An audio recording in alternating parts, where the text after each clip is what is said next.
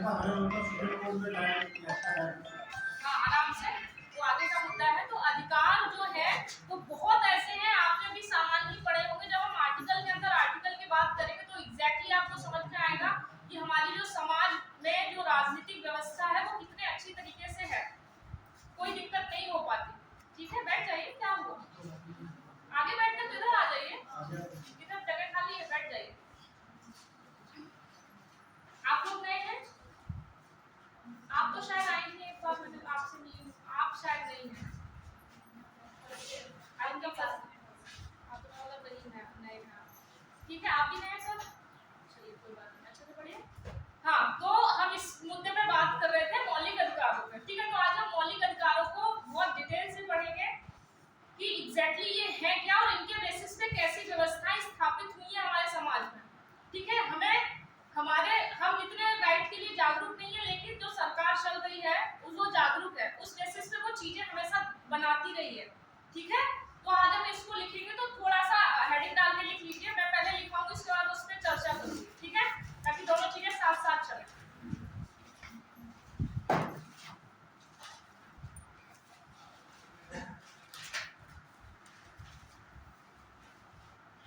देखिए, भाग 3, ये तो पता ही होगा।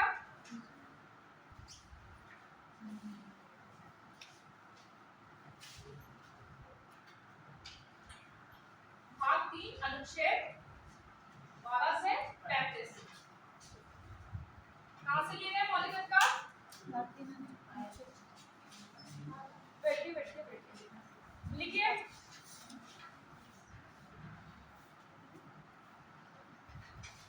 मूल अधिकार एक लोकतंत्र में, मूल अधिकार एक लोकतंत्र में, जल्दी निकालिए, जल्दी कॉपी हेडिंग डाल लीजिए। मौलिक अधिकार साइड से ये भाग 3 और अनुच्छेद 12 से 35 तक हमारे मौलिक अधिकार हैं। किसी को मेरा वाला पंखा बंद कर दो, मुझे बहुत जल्दी एलर्जी हो जाती है सर्दी गर्मी से, ये बंद कर दीजिए।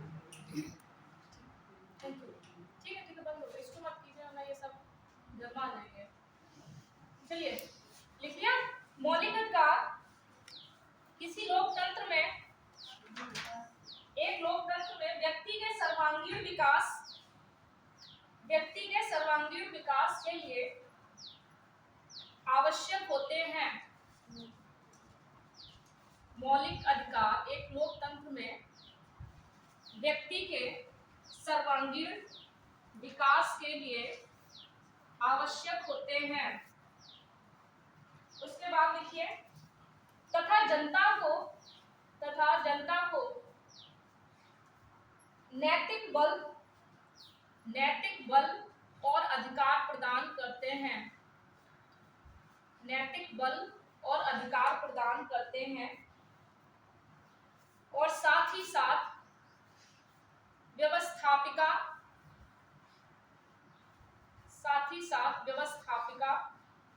और कार्यपालिका की शक्तियों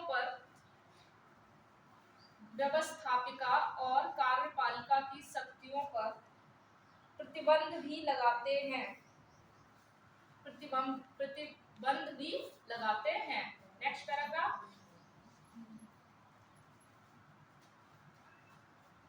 मूल अधिकारों को भारतीय संविधान में परिभाषित नहीं किया गया। मूल अधिकारों को भारतीय संविधान में केवल इतना लिखा है कि भारतीय नागरिकों को अधिकार दिए गए हैं, इस तरीके के। ठीक है, उन्होंने इसको डिफाइन नहीं किया, लेकिन हम ऐसा सोचते हैं जो हमारे अधिकार हैं वो किस तरीके से हैं। ठीक है, लिखिए क्या बोला था, मूल अधिकारों को भारतीय संविधान में परिभाषित नहीं किया गया, परंतु हम निम्नलिखित रूप से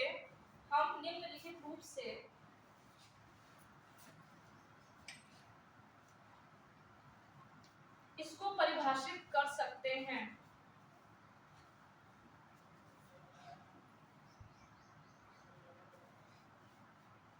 डैश करके लिखिएगा, कर सकते हैं, डैश इन्वर्टेड कॉमा में लिखिएगा ये डैश।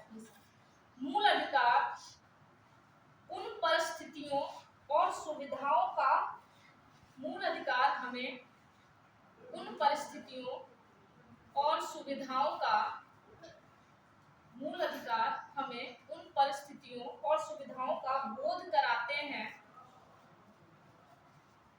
जिसमें व्यक्ति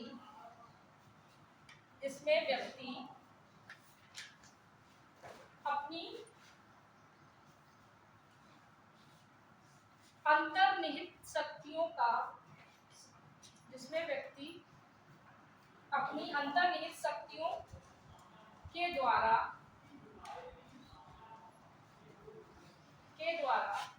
अपना सर्वांगीण या सार्वभौमिक सर्वांगीण विकास करता है। अंतर्निहित शक्ति द्वारा अपना सर्वांगीण विकास करता है। आपने कभी सोचा है, जैसे आप पढ़ रहे हैं, ये आपका राइट है या नहीं कि आप बाहर आ जा सकते हैं, कहीं भी आ जा सकते हैं, आपका राइट है? ये कहीं ना कहीं आपके विकास के लिए है या नहीं है? तो कुल मिलाकर जो मूल अधिकार है उनका सीधा सा कॉन्सेप्ट है कि ये आपके सर्वांगीण विकास के लिए दिए गए हैं।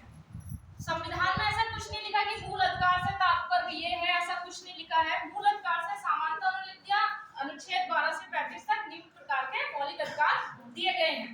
लेकिन हम ऐसे समझते हैं, कुछ ऐसे विद्वानों ने बोला, और आप भी इस बात से सहमत होंगे, आप अगर यहाँ पढ़ रहे हैं, आपको बहुत से राइट मिले तब आप यहाँ आ पाए हैं। किस लिए? ये आपके विकास में सहायक है या नहीं है? तो कहीं ना कहीं आप जितने भी मौलिक अधिकार अपने देखेंगे, पढ़ेंगे, सुनेंगे, समझेंगे, तो आपको लगेगा कि वो सारे मौलिक अधिकार मेरे विकास के लिए विकास में सहायक हैं। इस बात से सहमत हैं आप? जैसे जैसे आप पढ़ेंगे आपको पता चलेगा कि सारी चीजें सिर्फ और सिर्फ आपको आगे लाने के लिए हैं। ठीक है, चलिए नेक्स्ट लिखिए। मूल अधिकार नैसर्गिक अधिकार है। नैसर्गिक अधिकार है, प्राकृतिक अधिकार है। मतलब ये तो आपको दिए ही जाने चाहिए। अगर आपने ये अधिकार नहीं दिए तो आप में और पशु में कोई विशेष अंतर नहीं रह जाएगा। ठीक है, मूल अधिकार नैसर्गिक अधिकार है।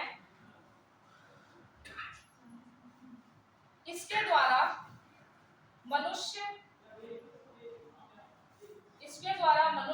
पशुवत या पशुतुल्य जीवन से ऊपर उठता है।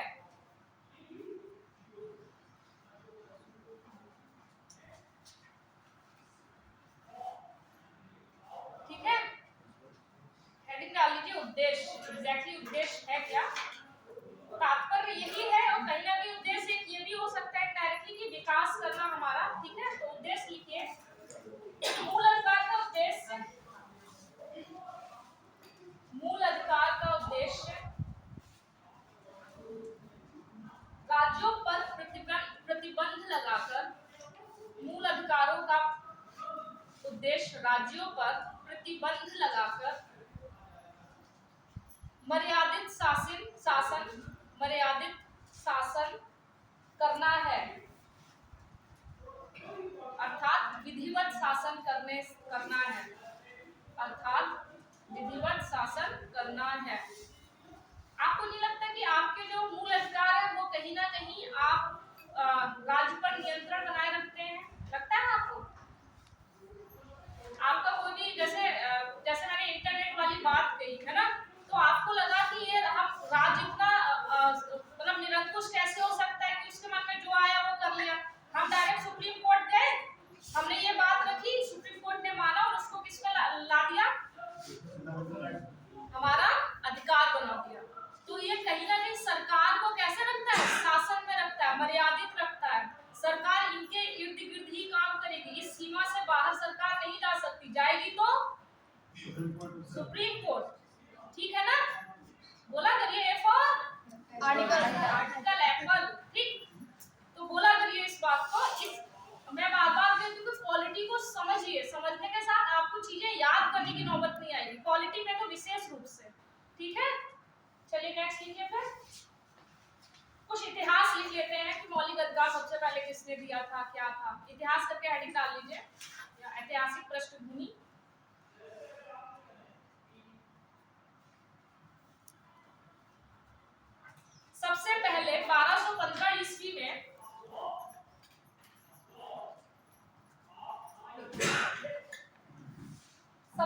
पहले 1215 ईस्वी में Magna carta charter, Magna carta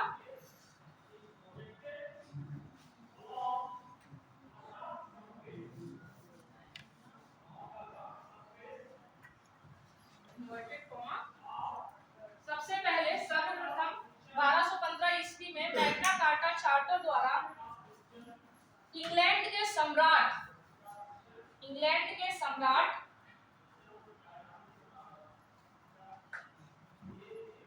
John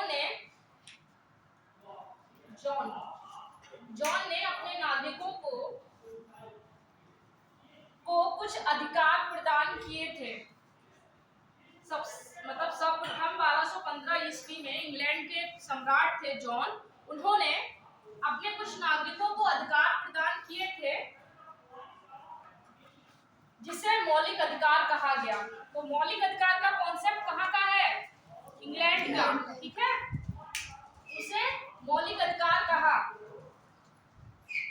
इसीलिए इंग्लैंड को ही या इंग्लैंड के सम्राट को, ठीक है, इसीलिए इन्हें मौलिक अधिकार का जन्मदाता कहा जाता है। इसीलिए इन्हें मौलिक अधिकार का जन्मदाता कहा जाता है।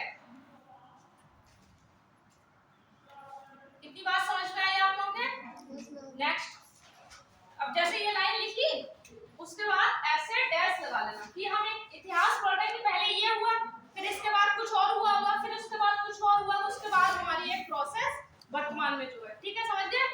चलिए एरो बना के लिखे। नेक्स्ट, 1789 में 1789 889 ना, 1789 ईस्वी में अमेरिकन बिल ऑफ राइट,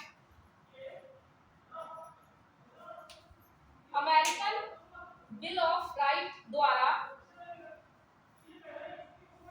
अमेरिकी नागरिकों को मौलिक अधिकार प्रदान किए गए।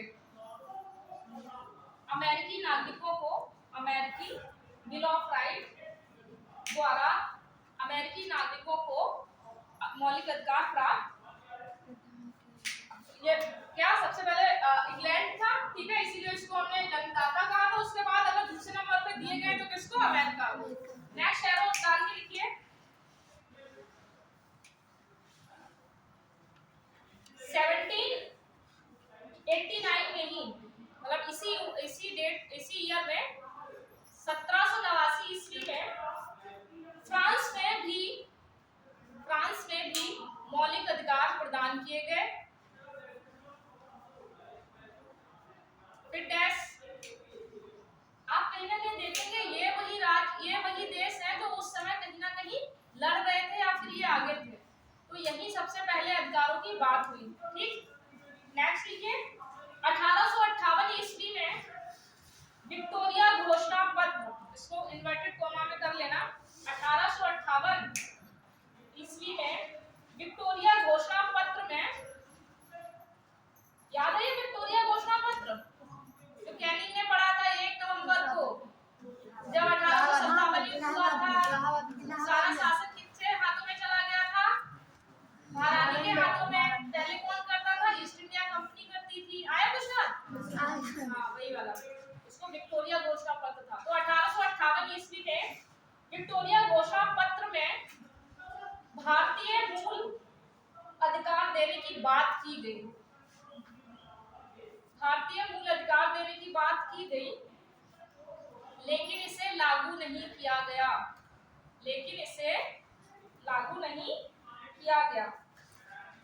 नेक्स्ट एरो 1925 ईस्वी में एनी बेसेंट द्वारा पहली बार 1925 ईस्वी में एनी बेसेंट द्वारा पहली बार कॉमनवेल्थ ऑफ इंडिया बिल, तो बिल का नाम है कॉमनवेल्थ ऑफ इंडिया बिल।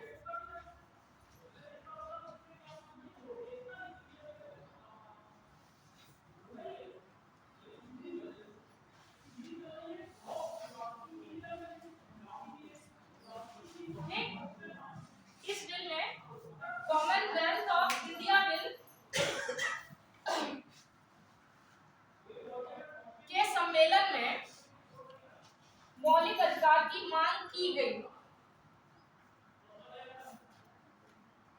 मौलिक अधिकारों की मांग की गई। Next arrow. फिर 1925 ईस्वी में, सॉरी 1928, 25 तो एनिवर्सरी का था, 1928 ईस्वी में नेहरू रिपोर्ट में, 1928 ईस्वी में नेहरू रिपोर्ट में 19 मौलिक अधिकारों का उल्लेख किया गया। 19 मौलिक अधिकारों का उल्लेख किया गया, जिसमें से 10 मौलिक अधिकारों को वर्तमान में, इनमें से 10 मौलिक अधिकार को भारतीय संविधान में शामिल किया गया।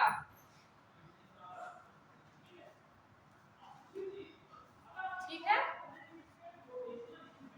Next arrow. 1936 के 1936 के बहुत बारी क्वेश्चन पूछता है। 1936 के कांग्रेस का कराची अधिवेशन, कांग्रेस का कराची अधिवेशन में जवाहरलाल नेहरू द्वारा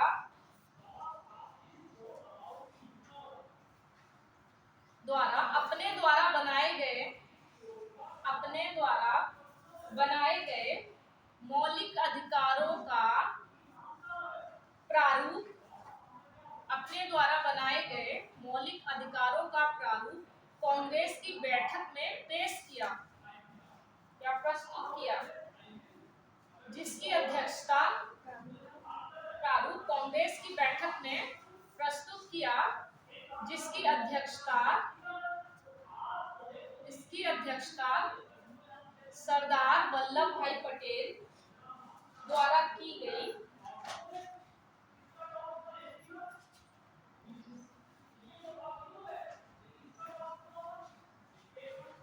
ठीक, इस बात से सहमत है? इतनी बात में किसी को दिक्कत या समस्या तो बता दो।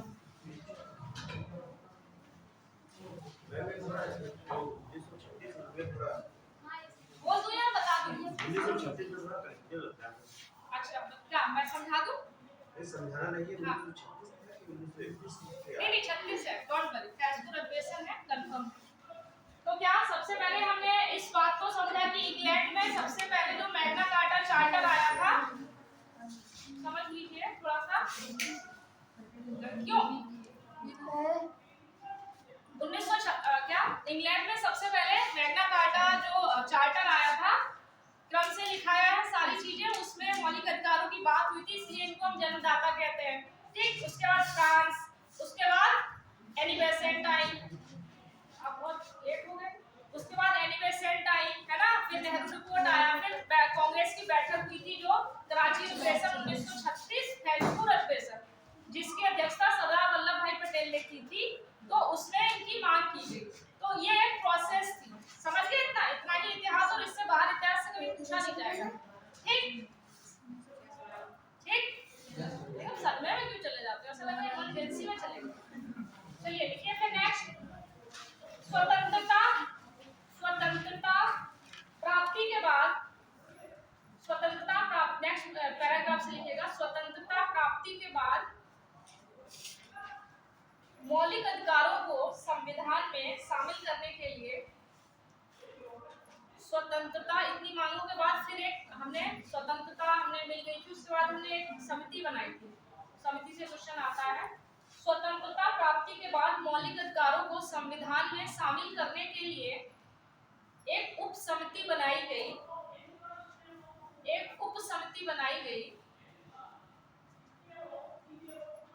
जिसके अध्यक्ष जेबी कृपलानी बने। जो समिति थी उसमें तो सरदार वल्लभ भाई पटेल ही थे ना, याद है? और उप समिति, जो ये उप समिति की बात हो रही है, जो उप समिति बनाई थी उसके जो अध्यक्ष थे, अब वो सामान्य नहीं पूछता है, सबको पता है कि वो अध्यक्ष जो थे वो तो सबको पता है मेन समिति, लेकिन उप समिति का याद रखना, ठीक है? तो चाहो तो साइड से लिख लेना, मुख्य समिति के जो अध्यक्ष थे वो सरदार वल्लभ भाई पटेल ही थे। ठीक, तो समिति बनाई गई जिसके अध्यक्ष जेबी कृपलानी थे।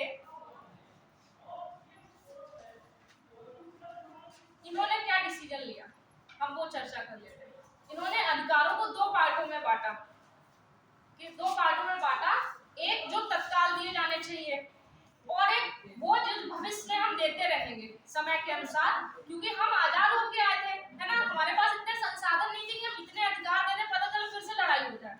तो ये तय हुआ कि हम तत्काल अधिकार दे देते हैं और भविष्य में जो दिए जा सकते हैं उनको हमने क्या कहा, डीपीएसपी कहा। ठीक है, समझ गए इस बात को? आप इस बात से सहमत? आप सोचिए, आप इतना, हम इतने बड़े जनसंख्या वाले तो थे ही, तो बाकी हमारे पास इतने संसाधन भी नहीं थे, हम पाकिस्तान भी हमसे अलग हो गया था, तो हम बहुत सी चीजों से जूझ रहे थे। तो ये तय किया गया कि हम जो मौलिक है वो अधिकार दे देते हैं, बाकी समय समय में जो दिए जा सकते हैं उनको हम भविष्य में दे सकते हैं, जिनको हमने डीपीएसपी कह दिया। ठीक है, तो ये समिति ने बोला था, इसलिए जो तत्काल दे दिए गए थे, समझ में आ रहा है ना? हाँ, तो बस यही मैं लिखा रही हूँ। क्या लिखा दिया मैंने? मौलिक, पहला लिख लीजिए, अधिकारों को 2 भागों में बांटा गया। अधिकारों को 2 भागों में बांटा गया, ये उसी की बात चल रही है। जो समिति बनाई थी, उस समिति, उन्होंने ये तय किया, अधिकारों को 2 भागों में बांटा गया। पहला, मौलिक अधिकार, जिसे भाग 3 में रखा गया और उन्हें तत्काल देने की बात की। पहला, मौलिक अधिकार जिन्हें भाग 3 में रखा गया और उन्हें तत्काल देने की बात की गई। दूसरा क्या था? नीति निर्देशक तत्व या डीपीएसपी, जिसे भाग 4 में रखा गया, जिनको भविष्य में देने की बात की गई। सेकंड पॉइंट क्या बोला? दूसरा, नीति निर्देशक तत्व जिन्हें भाग 4 में रखा गया, जिनको भविष्य में देने की बात की गई। ठीक है, एक नोट करके लिख लीजिए, कुछ मौलिक अधिकार सिर्फ भारतीयों को प्रदान है, या केवल वे मौलिक अधिकार जो सिर्फ भारतीयों को दिए गए हैं। नोट करके लिख लीजिए, नोट, वे मौलिक अधिकार जो सिर्फ और सिर्फ भारतीयों को दिए गए हैं। वे मौलिक अधिकार जो सिर्फ और सिर्फ भारतीय नागरिकों को दिए गए हैं। 15, मतलब अनुच्छेद 15 वाला, 15, 16 डैश करके लिख लो, 15, 16, 19, 29, 30, 19, 29, 30। अच्छा, आपको क्या लगता है, मूल अधिकार सकारात्मक है नकारात्मक है? पूछ लेता, ये नकारात्मक है, क्योंकि ये राज्य पर प्रतिबंध लगाते हैं। यूपीएससी में पूछ लेगा एक कूट देके। ठीक है, तो लिख लीजिए, मौलिक अधिकार अपनी प्रकृति के अनुसार सकारात्मक, पता है क्या डीपीएसपी, क्योंकि वो निर्देश देते हैं, एक रास्ता दिखाते हैं सरकार। ठीक, मौलिक अधिकार अपनी प्रकृति के अनुसार नकारात्मक है, नकारात्मक है, क्योंकि यह राज्य के विरुद्ध दिए गए हैं, क्योंकि यह राज्य के विरुद्ध दिए गए हैं।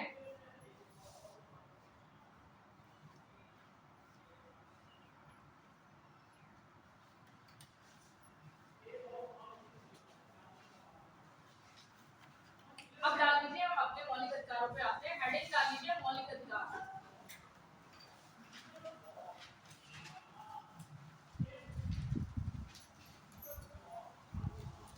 ठीक है, ऐसे लिखना। पहला मैं यहाँ बोल दूंगी और साथ में आर्टिकल बोल दूंगी, फिर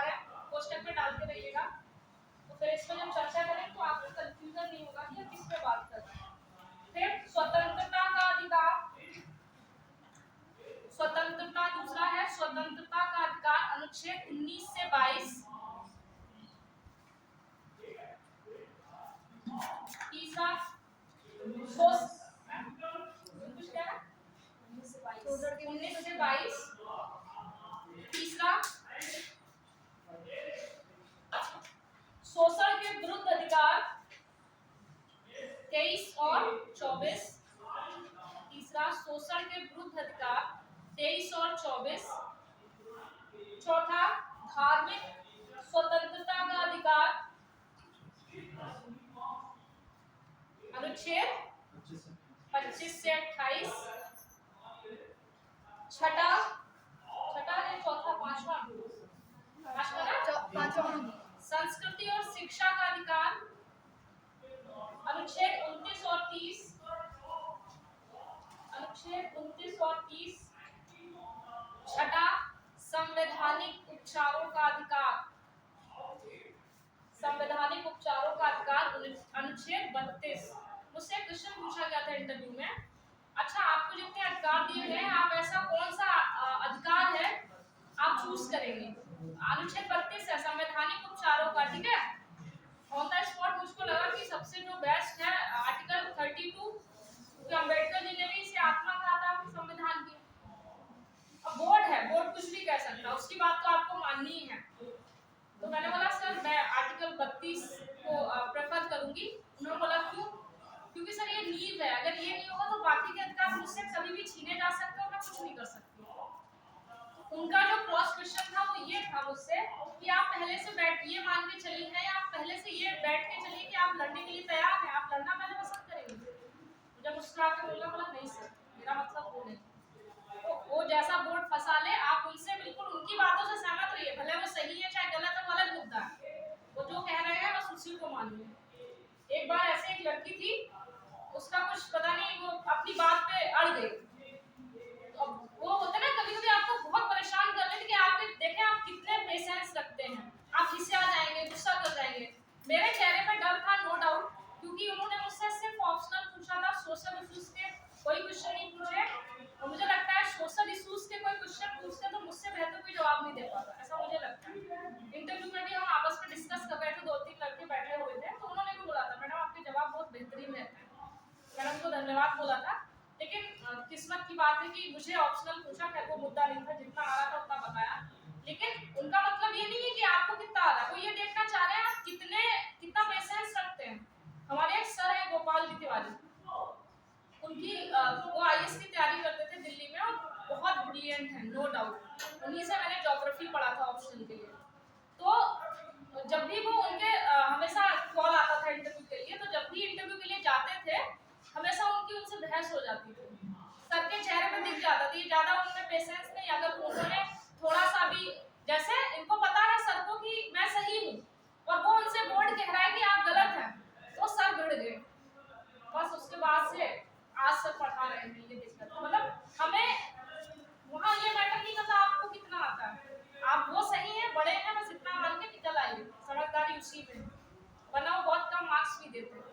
खैर अब इंटरव्यू का इतना रोल नहीं रह गया कि आप लोग इतना परेशान नहीं हो, पहले 200 नंबर का होता था, तो जमीन आसमान का अंतर, अब 100 नंबर है, 50 तो वो देंगे ही देंगे, कहीं नहीं जा रहे 50, क्योंकि 40 लिखा रहता है कि आपको 40 100% देना, आप फेल नहीं कर सकते किसी को। कोई बच्चा इतना आया है दूर तक तो आप ऐसे फेल नहीं कर सकते। तो मैंने बहुत कम मान के चला है, उन्हें 50 तो देंगे ही देंगे।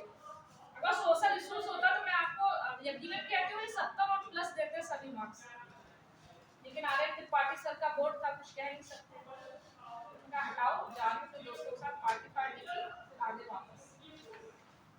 इलाहाबाद हमको अच्छा नहीं लगा, बहुत सही बताऊँ, मतलब खाने पीने की और वहाँ के थोड़ा सा मुझे नहीं पसंद आया व्यक्तिगत रूप से। आप लोग भी जाइएगा इंटरव्यू में, दोस्तों के साथ जाना तो ज्यादा अच्छी बात है, परिवार के साथ जाता तो प्रेशर रहता है, उनके चेहरे इतने गंभीर हो जाते हैं कि समझ में नहीं आता क्या करें। मेरे दोस्त तो मेरे लिए रेड बुल लेके गए थे और वो भी दे नहीं पाए। जब मैं इंटरव्यू दे के आ गई उसके बाद कह रहे लो रेड बुल आपकी रहेगी, उनका क्या, फिर हम सब दोनों मिलके पी। यही है कहने का मतलब, हमेशा मोटिवेट होते रहो, सारी चीज पढ़ाई तक सीमित नहीं रहती है, सारी चीजें पाई जा सकती है, बस बिंदास रहो, बिंदास मतलब टेंशन मत लो पढ़ाई की। अब आपके मन में ये चल रहा है पढ़ना है तो ये नहीं, मतलब मन बैठ गए तो फिर पढ़ो आराम से, और जब खेल रहे हो कूद रहे हो तो मस्ती करो, फिर कोई विकल्प नहीं होना चाहिए कि पढ़ाई के समय खेलकूद आ रहा है और खेलकूद के समय पढ़ाई की चिंता, वो मत कीजिए, कुछ भी कीजिए पढ़ाई के समय सिर्फ पढ़ाई कीजिए। मैं जब सुबह बैठती थी पढ़ने लाइब्रेरी में चली जाती थी 7-8 बजे, उसके बाद बस मैं चाय पीने ही उठती थी 5-10 मिनट के लिए, अगर उठी तो वो भी एक चाय ले ली, अगर नींद आ रही है तो एक चाय ले ली, फिर लंच के लिए उठती थी 15-20 मिनट का, उसके बाद सीधे 9 बजे निकलती थी रात में। कुछ दिन तक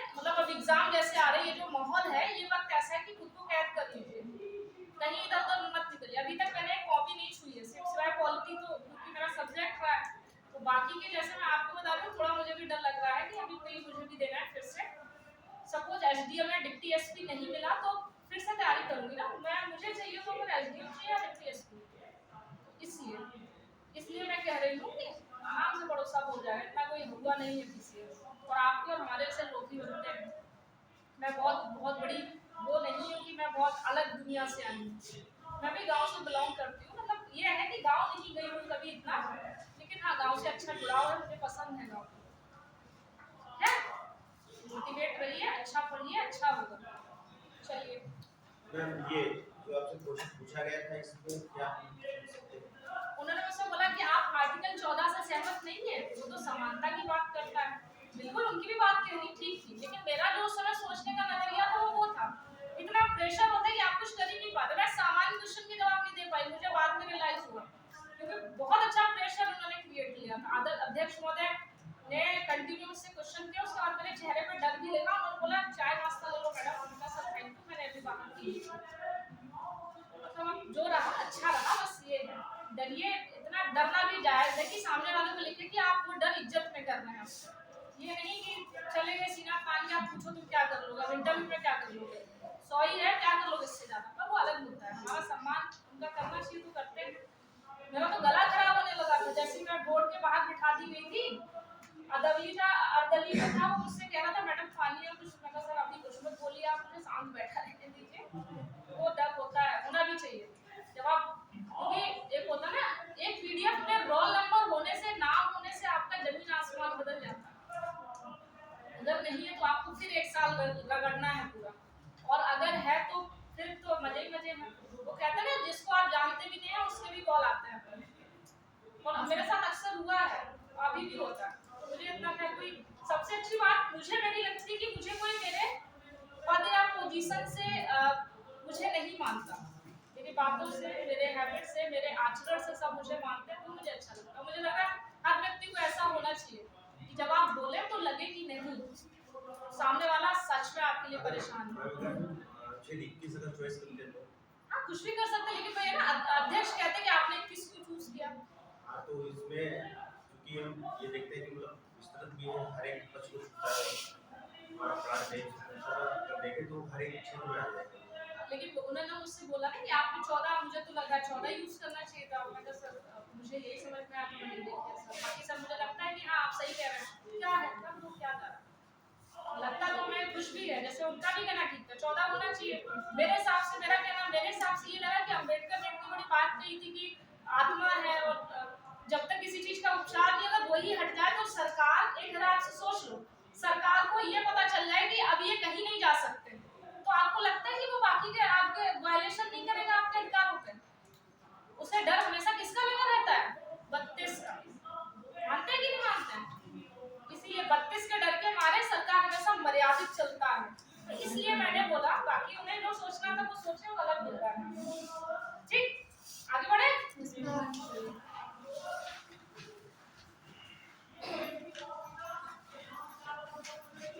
नेक्स्ट पॉइंट लिखिए, मूल संविधान में 7 प्रकार के मौलिक अधिकार थे, 7 प्रकार के मौलिक अधिकार थे, लेकिन 44वें संविधान संशोधन 1978 मूल संविधान में 7 मौलिक अधिकार थे, लेकिन 44वें संविधान संशोधन 1978 द्वारा संपत्ति के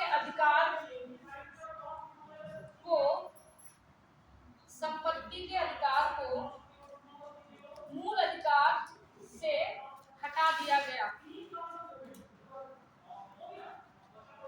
ठीक है, संपत्ति के अधिकार पर हम बाद में विशेष रूप से चर्चा करेंगे, अभी केवल इतना माइंड कीजिए कि इतना है ताकि चीजें इधर उधर ना हो, ठीक, आते ही छूट गया, देखिए कहाँ छूट गया बताइए, मूल अधिकार में 7 प्रकार के मौलिक संविधान थे, 44वें संविधान संशोधन द्वारा 44वां संविधान संशोधन 1978 द्वारा संपत्ति के मूल अधिकार को मौलिक अधिकार से हटा दिया गया, ठीक, नेक्स्ट लिखिए,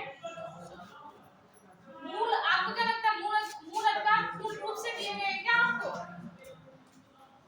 हाँ आपके समय समय पे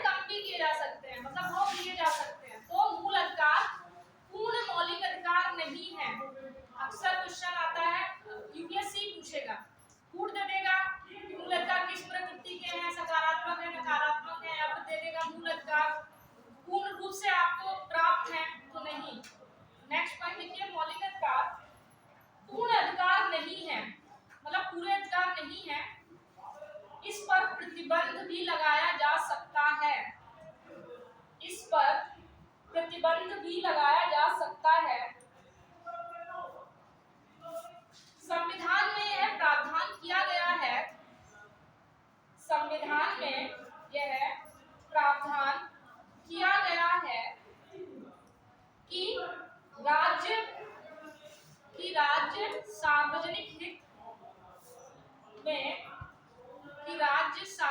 हित में मौलिक अधिकारों को स्थगित कर सकता है। स्थगित सरकार कि राज्य सार्वजनिक सार्वजनिक हित में मौलिक अधिकारों को स्थगित कर सकता है या उस पर प्रतिबंध लगा सकता है। ये पीछे वाला गेट लगा दी, बहुत आवाज आ रही है।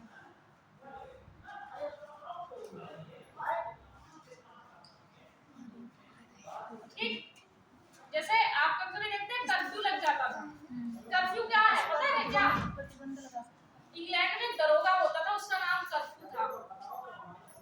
तो जब भी वो आता था तो उसका थोड़ा सा रुतबा था, लोग उससे डरते थे। तो जब भी लोग आते थे तो कहते थे कर्फ्यू आ गया, तो लोग अपने घर के अंदर घुस जाते थे। तो इसलिए सामान्य बोलचाल की भाषा में कर्फ्यू बोला जाता है, लेकिन उसको कहते हैं धारा 144। धारा 144 लगती है, कुछ प्रतिबंध लगते हैं कि नहीं लगते हैं? किस लिए लगते हैं? सार्वजनिक हित के लिए, कि लड़ाई दंगे ना हो जाए या स्थिति बहुत बदतर ना हो जाए। सार्वजनिक जीवन का मतलब आप और हम सब की जीवन जो है वो कहीं ना कहीं प्रभावित ना हो गलत तरीके से, ठीक है ना? तो इसलिए कभी-कभी राज्य जो है ऐसा कर सकता है, लेकिन उसके उचित कारण होने चाहिए। जैसे जब इंटरनेट बंद किया गया था तो ये था कि ठीक है एक दिन कर लीजिए, उसके बाद इनकी आदत पड़ गई। इनको जब मजा आता था तब इंटरनेट बंद कर देते थे। तो फिर सुप्रीम कोर्ट ने फटकार लगाई, ये आप नहीं कर सकते, आप अपनी हद में रहिए, आप रीजन उचित दीजिए कि आप ऐसा कर रहे हैं इसलिए ऐसा कर रहे हैं। नहीं तो बीच में बहुत ऐसे मतलब आप अक्सर सुनते होंगे बीच में जब देखो तब सरकार ने नेट खत्म बंद कर दिया। अब ऐसा नहीं होता होगा, अब है क्या ऐसा? क्योंकि आपको पता है आपको उचित कारण देना पड़ेगा। कभी-कभी सरकार अपने हित में भी तो काम करेगी, क्यों नहीं करेगी? भाई जिसके पास सत्ता है, आप ही सोचिए आपके पास सत्ता हो या आपको मिल जाए तो आप निरंकुश हो जाएंगे। किसी विद्वान ने ये बहुत अच्छी बात की है कि जिस व्यक्ति के भी पास सत्ता है या शक्ति है या पावर है वो जरूर कहीं ना कहीं निरंकुश है। आप अपने जीवन में ही देख लीजिए। जैसे इसमें पता नहीं कितनों की शादी हुई है मुझे नहीं पता, अगर जो फादर होंगे वो कहीं ना कहीं निरंकुश हो जाते हैं बच्चों के मामले में ना, कि नहीं ये नहीं होगा, ये नहीं होगा। या फिर आप ही लोग देखिए ऐसा कुछ, आप लोग अगर बड़ी बहनें या बड़े भाई हो तो छोटों के मैटर में छोटों को हमेशा लगता है आप निरंकुश हैं, आप एकदम साफ मना कर देते हैं। मतलब कहने का मतलब वो बहुत सीधी सी बात है कि किसी के पास थोड़ी सी भी पावर होगी वो निरंकुश होने के चांस उसके स्टार्ट हो जाएंगे। तो ये तो सत्ता है, सत्ता के लिए क्या क्या नहीं करता है व्यक्ति। तो निरंकुश शासन निरंकुश ना हो, इसीलिए हमें राइट्स मिले हैं हमारे, ठीक है? चलिए नेक्स्ट लिखिए। मूल अधिकार निम्नलिखित परिस्थितियों में स्थगित किया जा सकता है। मूल अधिकार निम्नलिखित परिस्थितियों में स्थगित किया जा सकता है। पहले इधर उधर की बात, उसके बाद आते हैं हम लोग अपने अधिकारों पे,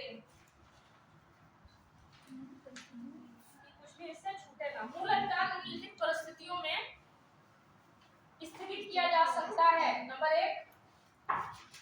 नंबर एक अनुच्छेद 33 लिखिए।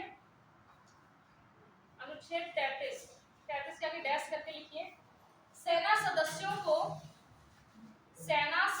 को मूल अधिकार प्राप्त नहीं होंगे, संसद ऐसा नियम बना सकती है।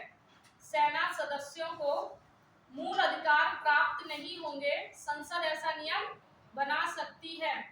जैसे नॉर्मली हमको अधिकार दिए गए हैं, सेना भी कहने लगे नहीं बाकी व्यक्ति की स्वतंत्रता। भाई आप जब किसी उसमें जाते हैं, किसी संस्था में जाते हैं तो उसके अपने वो होते हैं, उसकी गुप्त मतलब क्या कहते हैं उसको, गुप्त एजेंसियां होती है। जैसे मान लीजिए कोई रॉ का एजेंट है तो अब वो नहीं है कि मतलब वो कुछ भी कह सकता है, उसके मूल अधिकार खत्म है।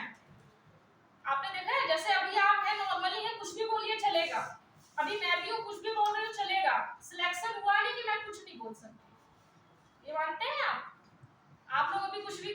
हैं। जैसे आप लोग सिलेक्ट हो जाएंगे, कुछ हो जाएंगे, फिर आपको सोचने समझने से पहले 100 बार सोचना पड़ेगा, क्योंकि आप वर्तमान सरकार के कर्मचारी होंगे। समझ रहे हैं? तो आप कुछ भी ऐसा नहीं बोल सकते, क्योंकि उस समय आपके मौलिक अधिकार जो है वो कहीं ना कहीं सीमित ही हो जाते हैं, कि आप अपनी बात नहीं रख पाते। तो आर्टिकल 33 कहता है कि जो सेना सदस्य है उनको मूल अधिकार प्राप्त नहीं है। ऐसा संसद नियम बना सकती है, किसको देखते हुए, परिस्थितियों को देखते हुए, कि हाँ भाई अगर सेना भी कहने लगे नहीं हमको भी मूल अधिकार चाहिए, वो कुछ भी बोलेंगे, है ना, तो उनके अपने रूल्स और रेगुलेशन होते हैं। नेक्स्ट लिखिए, ये हम बता रहे हैं किन किन परिस्थितियों में छीना जा सकता है, इनको तो है ही नहीं। दूसरा लिखिए अनुच्छेद 34, अनुच्छेद 34, जब मार्शल लॉ लागू हो, मार्शल लॉ लागू हो तो व्यक्ति के मौलिक अधिकार समाप्त हो जाते हैं। व्यक्ति के मौलिक अधिकार समाप्त हो, मार्शल लॉ समझते हैं, सेना का, सेना वहां पे सेना को सारे अधिकार दिए जाते हैं। ये आर्टिकल में बहुत विवाद होता है। जैसे मानवाधिकार आयोग ने भी इस बात को बोला है कि जब मार्शल लॉ लगता है, मोस्टली पूर्वोत्तर राज्यों में ही लगता है ना, तो वहां पे होता क्या है कि वहां पे सेना को सारे अधिकार दे दिए जाते हैं और व्यक्ति के मौलिक अधिकार जो है वो छीन लिए जाते हैं। तो फिर व्यक्ति एक तरीके से वो कहीं भी नहीं जा सकता। तो मानवाधिकार आयोग ने ऐसा बोला था कि जो मार्शल लॉ है उस पर भी कुछ प्रतिबंध लगाए जाए, उससे भी ये पूछा जाए कि आपने जो किया है वो किस बेस पे किया है। ऐसे मुद्दे उठने के रीजन थे।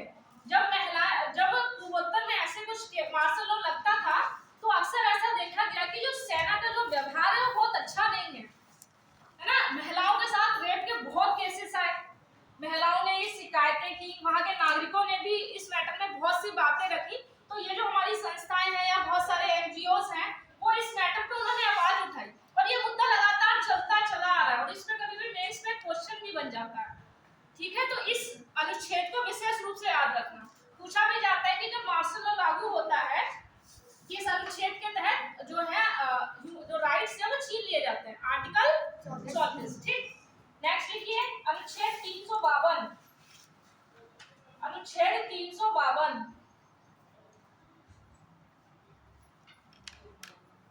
जब देश में आपातकाल लगा हो, जब देश में आपातकाल लगा हो,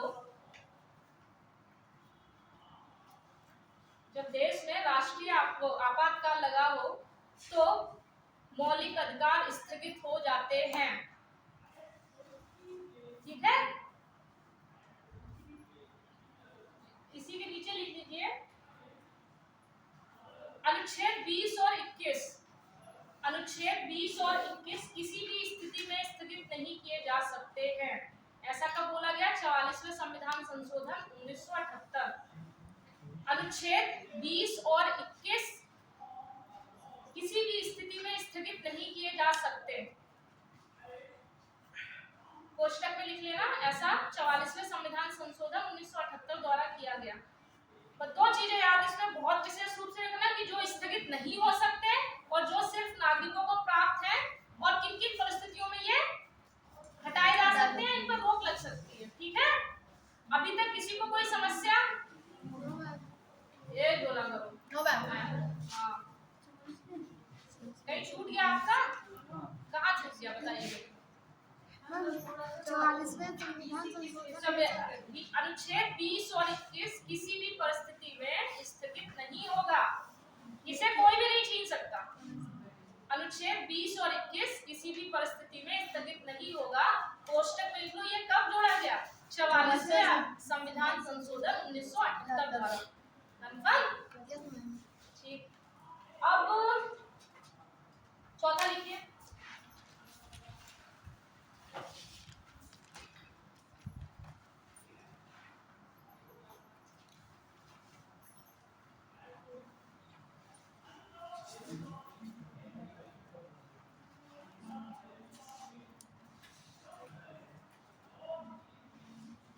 अनुच्छेद 368 द्वारा, अनुच्छेद 368 डैश करके लिखिए,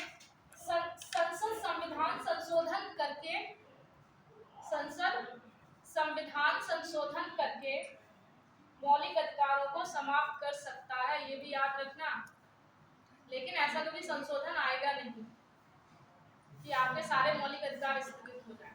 संसद आर्टिकल 368 में यही है ना, संसद मौलिक अधिकारों को संशोधन के द्वारा भी समाप्त कर सकती है। नोट करके लिखिए, मूल अधिकार को राष्ट्रपति द्वारा स्थगित किया जाता है। अगर एक बार लग गया तो फिर राष्ट्रपति ही करेगा। मूल अधिकारों को राष्ट्रपति द्वारा स्थगित किया जाता है, जबकि मूल अधिकारों में संशोधन या समापन,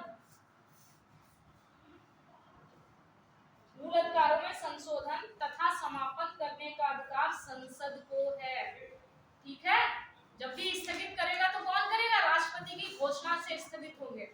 लगाएगा कौन? संसद लगा सकती है, और संशोधन भी संसद कर सकती है। ठीक है, एक बार रिपीट कर दीजिए। मूल अधिकार को राष्ट्रपति द्वारा स्थगित किया जा सकता है, लेकिन मूल अधिकारों में संशोधन और समापन संसद ही करेगी। नेक्स्ट लिखिए नोट करके। अरे क्या बात वही थी, ठीक से लिखा था, बात इधर उधर से ना हो, मतलब अर्थ वही होता है इसका। ठीक है, और नेक्स्ट नोट करके लिखिए, ऑस्ट्रेलिया और अमेरिका में बहुत पूछता है, ऑस्ट्रेलिया और अमेरिका में मूल अधिकार स्थगित ही नहीं होते, चाहे किसी भी स्थिति में हो जाए। अमेरिका और ऑस्ट्रेलिया में मूल अधिकार स्थगित नहीं होते। ठीक है, हाँ। अब लिखिए अनुच्छेद 12, राज्य की परिभाषा। एग्जैक्टली होती क्या है राज्य की परिभाषा?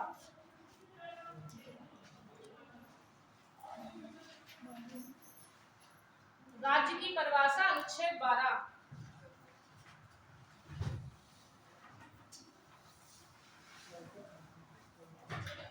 ये बोर्ड के एग्जाम कब तक चल रहे हैं, कोई आइडिया?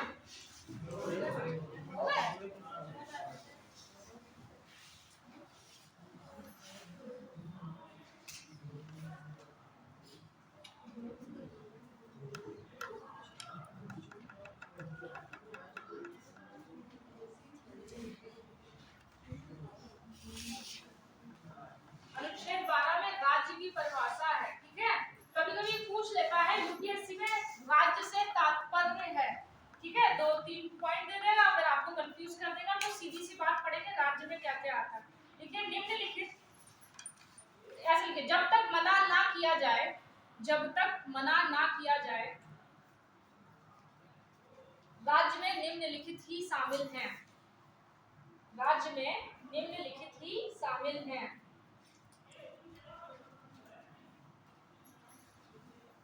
ठीक, पहला लिखिए, भारत सरकार और संसद, अभी तक यही है। ठीक है, इनके तक कुछ भी होगा तो संसद जोड़ेगी, और अभी तक तो यही है। पहला, राज्य में कौन कौन, राज्य का मतलब किससे है? भारत सरकार और संसद। दूसरा, प्रत्येक राज्य की सरकारी संस्था और विधानमंडल, प्रत्येक राज्य की सरकारी संस्था और विधानमंडल। तीसरा, स्थानीय प्राधिकारी, स्थानीय प्राधिकारी डैश करके से नगर निगम हो गया, पंचायत हो गया। ठीक है, ये भी संस्था, ये भी राज्य के ही अंतर्गत आएंगे। नेक्स्ट लिखिए, स्थानीय प्राधिकारी लिख लिया, डैश करके नगर पालिका, नगर पंचायत। तो लिखिए अन्य प्राधिकारी, जैसे नेक्स्ट पॉइंट, अन्य प्राधिकारी जैसे बैंक के हो गए, जैसे बैंक, अन्य प्राधिकारी। अब इनके सारे प्राधिकारी आएंगे, डैश कर लीजिए, बैंक, विश्वविद्यालय, बीएसएनएल, बैंक, विश्वविद्यालय, बीएसएनएल, भारतीय दूतावास और एलआईसी। ठीक है, नेक्स्ट लिखिए, ऐसी संस्था या निकाय, ऐसी संस्था या निकाय, संस्था या निकाय जो प्रत्यक्ष या अप्रत्यक्ष रूप से, ऐसी संस्था या निकाय जो प्रत्यक्ष या अप्रत्यक्ष रूप से सरकार द्वारा संचालित हो, सरकार द्वारा संचालित हो या उसके अधिकारियों की नियुक्ति सरकार द्वारा होती हो, या एवं करके एवं उसके अधिकारियों की नियुक्ति सरकार द्वारा होती हो,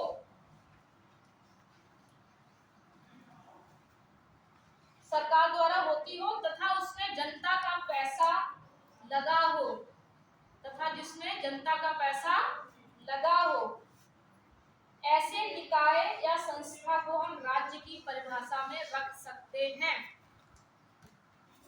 राज्य की परिभाषा में रख सकते हैं।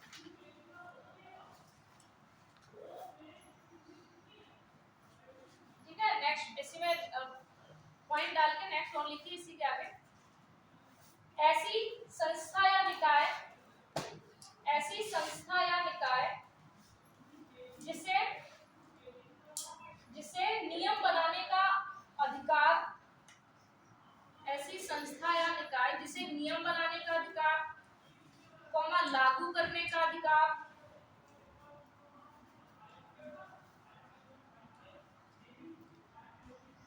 जिसे नियम बनाने का अधिकार, कौमा लागू करने का अधिकार, कौमा उल्लंघन होने पर दंड देने का अधिकार तथा उल्लंघन करने पर दंड देने का अधिकार को, उसे हम राज्य में शामिल कर सकते हैं। दंड देने का अधिकार उसे हम राज्य में शामिल कर सकते हैं। जैसे आप इतनी सारी चीजें भूल जाए तो कुछ चीजें नोट रखना कि जिसमें सरकार का प्रत्यक्ष या अप्रत्यक्ष रूप से योगदान रहा हो, ठीक है, या वहां के ऑफिसर्स की नियुक्ति सरकार करती हो। जैसे आपको ही देने इनमें से कौन है जिसको राज्य के अंतर्गत नहीं रखा जा सकता, तो दिमाग लगाने वाली ये नोट मैंने इसीलिए, जैसे बाकी तो मैंने लिखा दिए, लेकिन कभी कुछ ऐसा हो गया आपने ना सुना हो तो इसमें ये लगाना कि सरकार का प्रत्यक्ष या अप्रत्यक्ष रूप से कितना योगदान है। उसमें नेक्स्ट पॉइंट आप ये भी देख सकते हैं, नियुक्ति कौन कर सकता है, किसका पैसा लगा हुआ है। ठीक है, समझ पा रहे हैं? जब आपको इन सारे चीजों के जवाब मिल जाए तो उसको टिक कर देना कि ये सारे तो हैं और ये नहीं है। कंफर्म? तो अगर एग्जैक्टली पूछ लिया तो भी कंफ्यूज नहीं होंगे, और अगर उसमें घुमा फिरा के पूछा तो जो नोट में दो बातें लिखाई है उनसे आपको सारे जवाब मिल जाएंगे। सहमत हैं? ठीक, लिखिए फिर। हेडिंग डालिए मूल अधिकारों से असंगत विधियां, मूल अधिकारों से असंगत विधियां।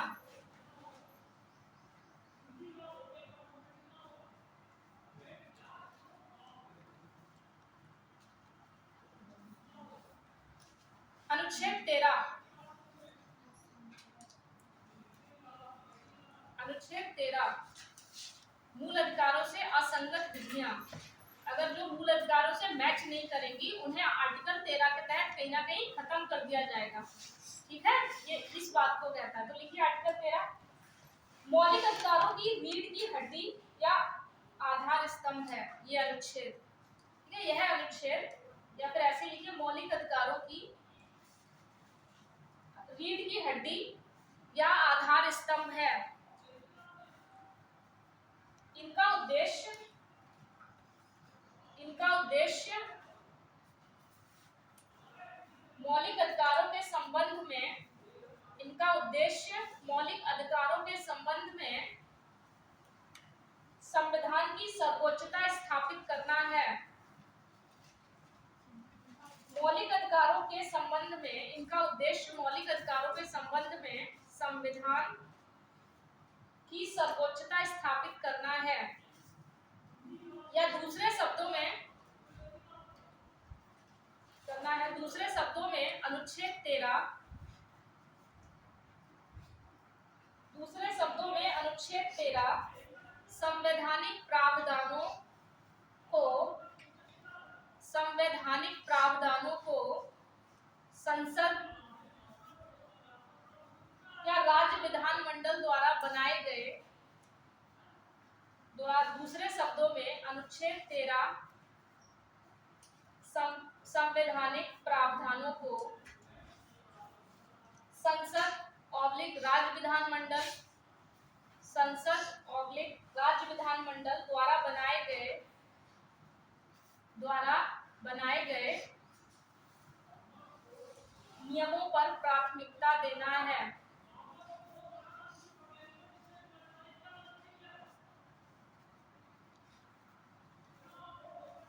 मतलब आर्टिकल जो 13 है वो मूल अधिकारों की रीढ़ है। कैसे कि संसद पर प्राथमिकता देता है ये हमें किसकी, मूल अधिकारों के संबंध में जो भी असंगत चीजें होंगी ये उसको डिनाई कर देगा।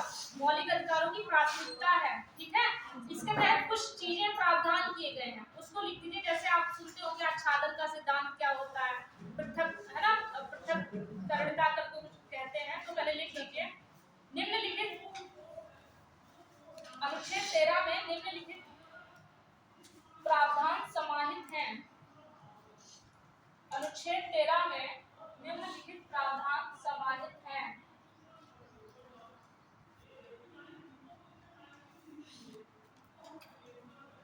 लिखिए 1 2 3 4 करके लिखिए। पहला आच्छादन का सिद्धांत, आच्छादन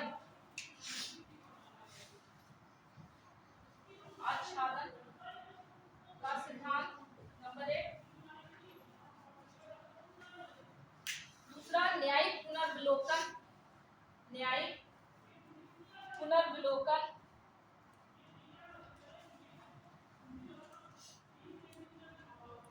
चौथा, तीसरा विधि कानून, विधि। पृथक्करणीयता तो कहते हैं पृथक्करणीयता का सिद्धांत, पृथक्करणीयता का सिद्धांत चौथा में हाँ, विधि के बाद पृथक्करणीयता का सिद्धांत। अभिव्यंजन का सिद्धांत, नेक्स्ट अभिव्यंजन का सिद्धांत। और छठा भूत लक्ष्य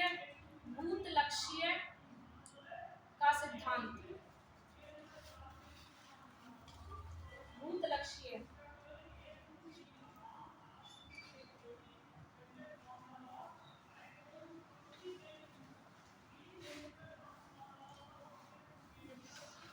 पहला हेडिंग डाल लीजिए आच्छादन का सिद्धांत। आच्छादन के ऑब्लिक लिखना। आच्छादन का मतलब ग्रहण, आच्छादन का एग्जैक्टली मतलब होता है किसी को ढक लेना, ठीक है। आच्छादन का सिद्धांत हेडिंग डाल लीजिए, फिर इसको समझते हैं क्या है आच्छादन का सिद्धांत। अनुच्छेद 13(1), अब क्लॉज की बात करेंगे। अनुच्छेद 13(1) की बात कर रहे हैं। लिखिए इसमें अनुच्छेद 13(1), जैसे मैंने सारे को लिखा है इसमें है, तो वो जैसे मैंने 1-2 पॉइंट करके लिखा है 13 के अंदर, तो उसको 13(1) पढ़ना, उसको 13(2) पढ़ना, ठीक है।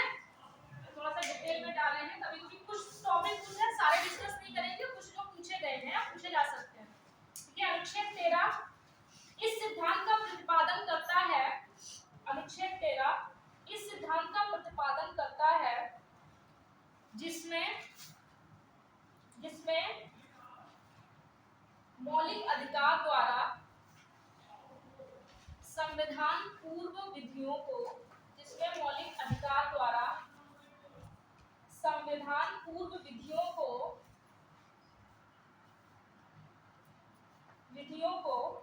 आच्छादित या ढक लिया जाता है, आच्छादित या ढक लिया जाता है। इसे आच्छादित करने से संविधान पूर्व की विधियां निष्क्रिय हो जाती हैं और भविष्य में यदि यह अनुच्छेद समाप्त होता है और भविष्य में यदि यह अनुच्छेद कभी समाप्त होता है तो ये विधियां पुनः सक्रिय हो जाएंगी। तो ये विधियां कौन सी विधियां? संविधान पूर्व विधियां। तो संविधान पूर्व विधियां स्वतः और भविष्य में क्या पूरा सेंटेंस बोलो क्या था? भविष्य में यदि अनुच्छेद यदि और भविष्य में यदि क्या था? हाँ, यदि भविष्य में यदि यह आर्टिकल समाप्त होता है तो संविधान पूर्व विधियां स्वतः सक्रिय हो जाएंगी। इसके नीचे कोष्टक में लिख लेना, यह इस सिद्धांत का प्रतिपादन भीकामी करके केस था। इस सिद्धांत का प्रतिपादन भीकामी केस में किया गया। इस बात को समझ पाए आप? किस आर्टिकल 13 एक समझ पाए? आप समझाओ। हाँ? भीकामी केस, इस सिद्धांत का प्रतिपादन भीकामी केस या बाल। ठीक, अब इसकी बात का अनुच्छेद 1 ये कहता है, जैसे जब संविधान हमने बना लिया, ठीक है, संविधान से पूर्व हमारे मौलिक अधिकार तो थे नहीं, थे या नहीं थे, या कोई भी ऐसे मौलिक अधिकार, यहाँ पे सीधा सा ये बोला गया कि संविधान बनने से पूर्व कुछ भी ऐसा होगा जो मूल अधिकारों से असंगत होगा या इनसे कहीं ना कहीं वो रखेगा, क्या कहते हैं उसको, एक दूसरे को प्रभावित करेंगे। अगर संविधान पूर्व की कोई ऐसी चीज है जो मौलिक अधिकारों के बीच में आड़े आती है, तो ये उसको क्या करेगा, उन विधियों को खत्म कर देगा, थोड़ी देर के लिए उनको ढक लेगा। और किसको प्राथमिकता दे देंगे हम? मौलिक अधिकारों को। समझ पा रही है? नहीं आया तो फिर से समझाओ, तेज बोलो। जैसे संविधान बनने से पूर्व की जो भी विधियां रही होंगी, ठीक है, तो मौलिक अधिकार जो आर्टिकल 13(1) ये कहता है कि संविधान बनने से पूर्व की जो भी विधियां हैं, अगर वो मूल अधिकारों के आड़े आती हैं, तो इस आर्टिकल के तहत उनको थोड़ी देर के लिए, मतलब जब तक निष्क्रिय हो जाएंगी वो, ठीक है। और भविष्य में अगर कभी आर्टिकल खत्म होता है तो फिर वो पुनः से वो हो जाएंगी, ठीक है ना, सक्रिय हो जाएंगी। इतनी सी बात समझ में आया? सीधी सी बात है, इसको ज्यादा कंफ्यूज नहीं हो। ठीक, नेक्स्ट लिखिए, न्यायिक पुनर्विलोकन क्या होता है?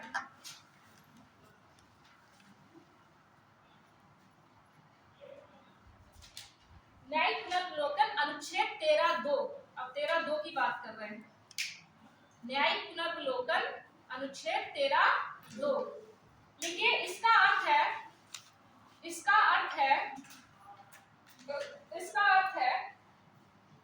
संसद और विधानमंडल द्वारा, इसका अर्थ है संसद और, थक गई आप लिखते लिखते? मैं स्पीड बोल रही हूँ तो आपको बोलना चाहिए ना, मैं बार-बार पूछती हूँ, 2 बार कहा। अच्छा, आपको भी कंप्लीट कर ले, मैं धीरे-धीरे बोलती हूँ। इसका अर्थ, इसका क्या था? इसका अर्थ ऐसा ना, मैं स्पीड में कनेक्टेड रहती हूँ, धीरे-धीरे करना आप लोगों में भूल जाती हूँ कहीं कोई क्या कर रहा है, इसलिए थोड़ा सा स्पीड मेंटेन करना पड़ता है। कहाँ छूट गया बताइए? ऐसा तो नहीं आपकी स्पीड कम हो और हम मुझ पर भरोसा कम कर रहे हैं।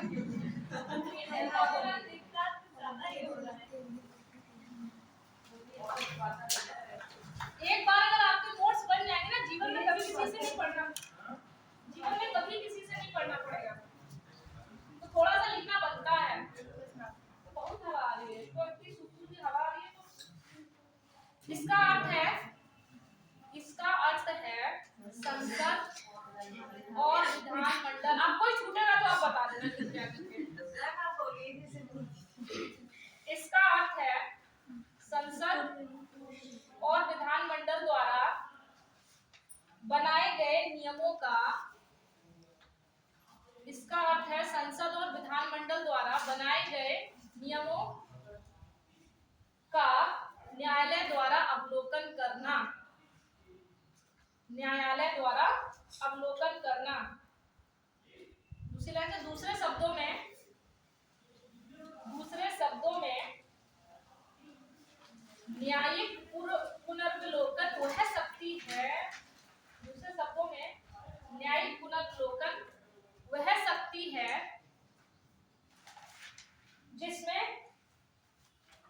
जिसमें हाई कोर्ट और सुप्रीम कोर्ट, मतलब उच्च न्यायालय और उच्चतम न्यायालय, जिसमें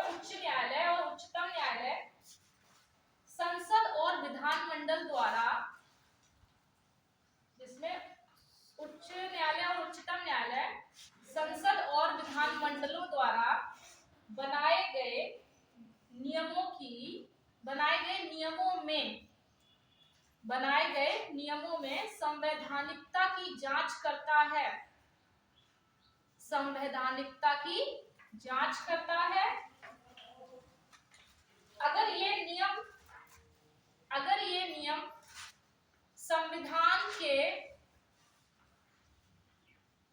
प्रावधानों के खिलाफ हैं, अगर ये नियम संविधान के प्रावधानों के खिलाफ हैं, तो न्यायालय उसे असंवैधानिक भी घोषित कर सकती है। अगर ये नियम या प्रावधान संविधान के खिलाफ हैं, तो न्यायालय इसे असंवैधानिक भी करार दे सकती है। ये मैंने लिखा है कि ये अधिकार कभी कभी इसमें जो पूछता है कि न्यायिक पुनर्विलोकन की शक्ति क्या सिर्फ सुप्रीम कोर्ट के पास है, तो नहीं, एक ये मान सकती है जो हाई कोर्ट के पास भी है।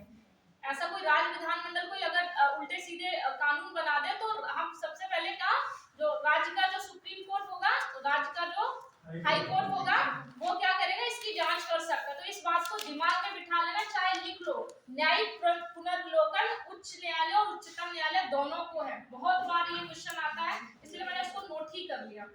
ठीक है, हाँ, न्यायिक पुनर्विलोकन उच्च न्यायालय और उच्चतम न्यायालय दोनों को प्राप्त है।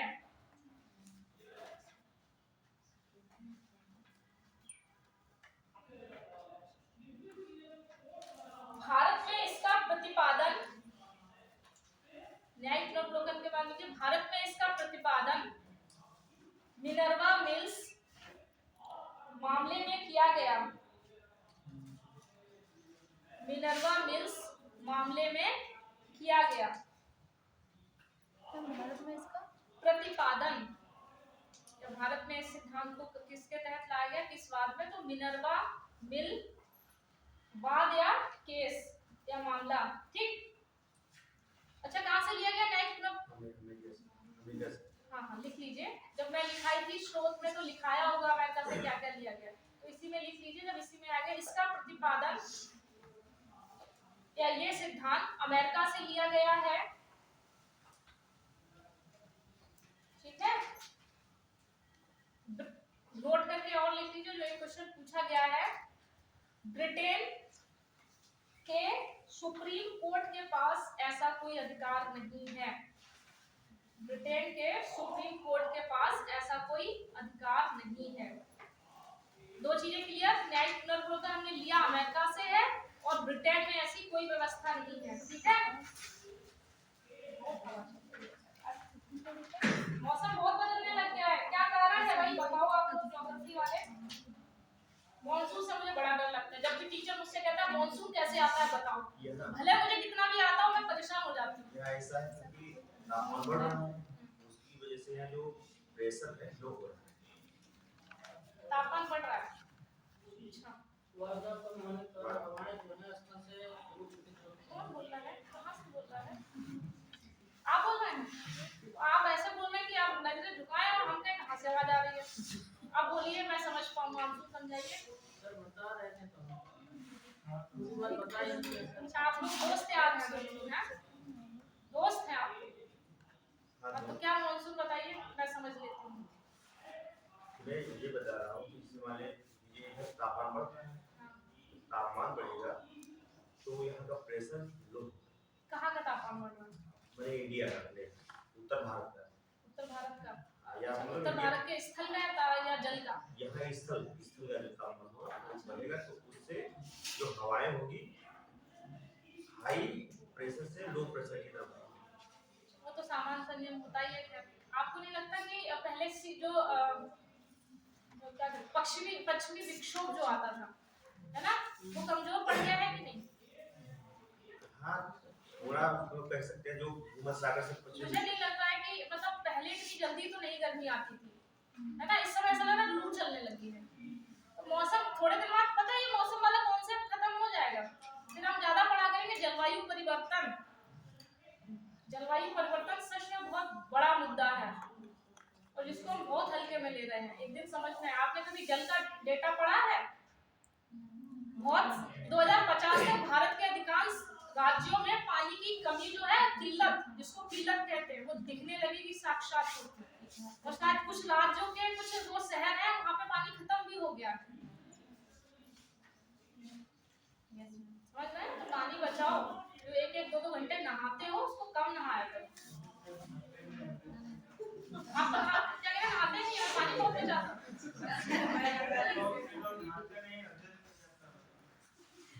परफ्यूम से काम चल जाता है।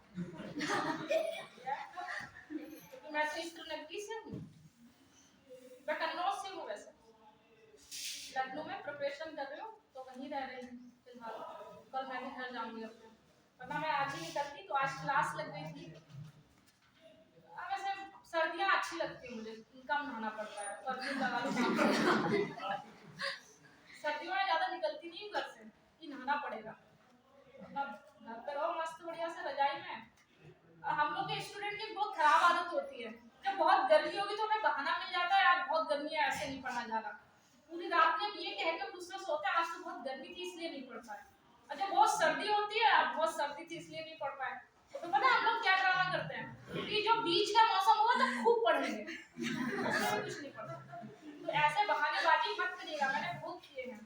जब पढ़ो तो भैया सिर्फ पढ़ो। इस समय सच में मौसम बहुत खराब है, मतलब क्या ही कहा जाए। नींद बहुत आती है सब। टाइमिंग खराब है, मौसम नहीं खराब है, टाइमिंग खराब है। सोने का टाइम मतलब इतनी दूर से आते हुए मैं सोते हुए आऊंगी। कल मैं जा रही थी ना, तो मैं परसों तो मैं आगे बैठ गई थी, ड्राइवर के जिस पास में जो सीट होती है। अब मैं वहाँ सोते हुए रात में जब मैं उतरी तो उसने बोला मैडम आगे बैठा करिए तो सोया मत करिए। मुझे बड़ा खराब लगा, मतलब हाँ सच में उसने सही कहा। जब कोई सोता है तो हर किसी को नींद आती है। तो मैं आज सोची थी आज मैं पीछे बैठूंगी नहीं, मतलब नींद आ जाती है। एक्चुअली क्या है ना, मुझे कभी-कभी इतना पढ़ाई का जब प्रेशर आता है, एग्जाम के एक हफ्ते पहले मुझे नींद आना बंद हो जाती है। मेरा 2021 का प्री निकलने का मेन रीजन यही था, मैंने बहुत पढ़ा था, मतलब बहुत इतना शायद ही किसी ने पढ़ा हो। मुझे ऐसा लगता है मैंने काफी पढ़ा था, सब कुछ पढ़ा, सब कुछ रहा। एग्जाम के एक हफ्ते पहले मुझे नींद में 24 घंटे जागती रहती थी। मैं एक दो बार इससे पहले भी दिक्कत हुई है, तो मैं डॉक्टर से बोली सब देख लीजिए कि मैं पागल तो नहीं हो रही। उन्होंने समझाया कि नहीं, लेकिन उन्होंने मुझे हैवी डोज दिए थे नींद के। लेकिन 21 में ऐसा क्या हुआ कि मैं घर जा नहीं पाई, और एग्जाम लगा हुआ था। आईएएस का भी मैंने छोड़ दिया था क्योंकि मेरा पीसीएस लगा हुआ था और मैं उसके लिए बहुत अच्छे से प्रिपेयर थी। तो जब एक हफ्ते नींद नहीं आई, पेपर जिस दिन था उस दिन मुझे नहीं पता मैंने क्या किया। जब मुझे गोले नहीं दिख रहे थे, आपको ईमानदारी से, सीसैट का जब पेपर था मैं सो गई थी। वहाँ के टीचर ने मुझे उठाया था कि मैडम पेपर कीजिए। मतलब मुझे वो दिन याद है, इसलिए अगर मुझे नींद की भी गोली लेनी पड़ जाए तो मैं नींद की गोली खाकर सो जाती हूँ कि मैं 2 दिन तक 3 दिन तक सो सकूं। ऐसा फ्रस्ट्रेशन होता है, धीरे धीरे आप ऐसे डिप्रेशन में भी जाने लग जाते हैं। मैं डिप्रेशन से होके भी आई हूँ और बहुत बहादुरी से निकली हूँ। एक मेरी सबसे अच्छी काबिलियत क्या है, मैं जितने भी गलत कामों में पड़ी हूँ निकली भी बहुत बहादुरी से हूँ। मैंने ऐसे कोई भी काम नहीं है जो मैंने ना किया, मुझे लगता है। ठीक है, आपको ये पता होना चाहिए क्या सही है क्या गलत है। आपको किसी भी चीज की लत नहीं होनी चाहिए। हाँ, इसलिए यहाँ खड़ी इसीलिए आपने मना नहीं होती। मतलब कहने का यही है कि आपको इतना भी विवेक होना चाहिए कि आप अगर किसी गलत लत में भी हैं तो आपको एहसास हो जाना चाहिए कि आपने ये गलत किया। और मैं इसलिए नहीं बता रही हूँ कि वाह भाई, मैं इसलिए बता रही हूँ कल को अगर चले जाओ तो आप उसमें ये पछतावा नहीं होना चाहिए कि मैंने ये हो गया वो हो गया। आपका सारा फोकस आपको निकलने में होना चाहिए। मैं क्या कहते हैं, नींद की गोलियां खा खा के मैं 2-3 दिन बाद उठती थी। जब मेरा प्री 21 वाला नहीं हुआ था, मैं बहुत हैवी डोज ले लेती थी। मेरे दोस्तों ने मुझे संभाला है, बहुत अच्छे से संभाला है। मैंने इकट्ठा 4-5 गोलियां ले ली। उसके बाद मुझे 2-3 दिन तक किसी से कोई मतलब नहीं होता, फोन बंद रखती थी मैं। मतलब बहुत डिप्रेशन में आ चुकी थी। मतलब क्या ही मैं बताऊं, ये तो सिर्फ कहने की बातें हैं। लेकिन इसलिए मैं कहती हूँ अपने दोस्त हमेशा इतने अच्छे रखो कि आपको सही और गलत बता सके। और मेरी एक अच्छी बात पता है क्या है, मैं अपने दोस्तों की सुनती हूँ। अगर वो मुझे 10 सुना भी रहे ना तो भी मैं सुनूंगी कि हाँ वो सही कह रहे हैं। और वो सुनाते वो सोच समझ के, वो सब डरते हैं मुझसे। तो मतलब ऐसा होना चाहिए आपके दोस्त। मतलब दोस्त एक ऐसी चीज होती है जो आपको हर चीज हर राय दे सकते हैं। फैमिली से आप बहुत कुछ नहीं कह सकते, आप दोस्तों से कह सकते हैं। मेरी इस हालत के विषय में मेरे परिवार को किसी को नहीं पता था, मेरे दोस्तों को पता था। वो हर दूसरे तीसरे दिन आते थे, मुझे डिहाइड्रेशन की शिकायत हुई थी, अगर कोई 2-3 दिन सो रहा है, उसने पानी नहीं पिया है, खाना नहीं खाया तो क्या हो। वो भी समय गया जैसे तैसे, उससे भी मैं निकली, मुझे लगा ज़्यादा हो रहा है, मैंने खुद को टाइम ही नहीं दिया, मैंने लाइब्रेरी ज्वाइन कर ली। फिर मैं वहीं सुबह निकल जाती थी, फिर वहाँ लाइब्रेरी के जितने भी स्टूडेंट हुआ करते मुझे देख के वो एक होता है ना मोटिवेट हुआ करते कि मैडम इतनी देर तक पढ़ती रहती हैं। लाइब्रेरी में ऐसे बहुत से बच्चे आते थे, वो आए बड़े पास वाली सीट वाली को उठाया, चाय पिए और पूरा दिन पता नहीं कहाँ निकल जाते थे। लेकिन हमारी वाली जो रो थी उसमें सब पढ़ने वाले बच्चे थे। माहौल जब बनता है ना तो मजा आता है। और सबसे आपका जो पर्सनैलिटी डेवलप जब होता है ना, जब आप किसी चीज से बहादुरी से निकले और आपको इस चीज का गर्व हो कि आपने जो किया वो तो किया, लेकिन आपने उसके खिलाफ ऐसे आवाज उठाई कि आप दोबारा उधर नहीं गए। तो आप ऐसा सोच सकते हैं कि मैं क्या क्या कर चुकी हूँ।